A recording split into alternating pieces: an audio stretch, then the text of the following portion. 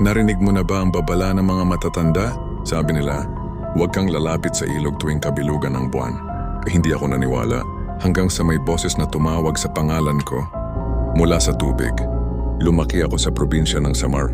Tahimik payapa pero sa gabi, iba ang tunog ng hangin kapag malapit na ang kabilugan ng buwan. Sa tapat ng bahay namin may ilog, malalim at sabi nila may nakatira raw na babae roon. Isang gabi nag-inuman kami ng mga kaibigan ko. Isa sa kanila nagbiro, kung matapang ka, lumapit ka sa ilog ngayon. Tinawanan ko lang, hanggang sa ako mismo ang naglakad papunta sa tubig.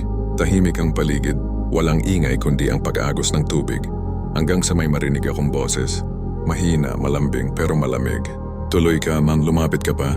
Nanginig ang tuhod ko. Pero sa halip na umatras, parang may puwersang humihila sa akin palapit.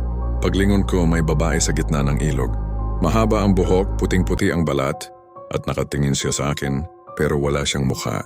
Ang hangin tumigil, ang tubig hindi na umaalon, at ang buwan parang mas lumiwanag habang nakatingin sa kanya. Hindi ko na malaya na sa tubig na ako. Tinatawag niya ako sa pangalan ko paulit-ulit, hanggang sa biglang may malamig na kamay na humawak sa paa ko. At hinila ako pababa, narinig ko ang sarili kong sigaw sa ilalim ng tubig. Pero walang tunog, puro bula lang. Pagmulat ko, nasa tabi na ako ng ilog. Basang-basa nanginginig. Sabi ng mga kasama ko, hinila ka namin, akala namin nalunod ka na. Pero sa isip ko, alam kong may ibang humawak sa akin. Simula noon hindi na ako lumapit sa ilog. Pero gabi-gabi, may naririnig akong boses sa labas ng bahay. Bumalik ka, hindi pa tayo tapos. At minsan sa basong tubig sa mesa, nakikita ko ang refleksyon ng babaeng walang mukha.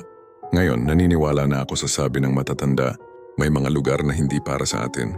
Minsan, hindi mo kailangang makita ang masama para maramdaman na nandun lang ito. Naghihintay. Ikaw, lalapit ka pa ba sa ilog tuwing kabilugan ng buwan? I-comment mo sa baba ang narinig ko rin siya. At huwag kalimutang mag-subscribe para sa mas marami pang kwentong galing sa mga hindi nakikita.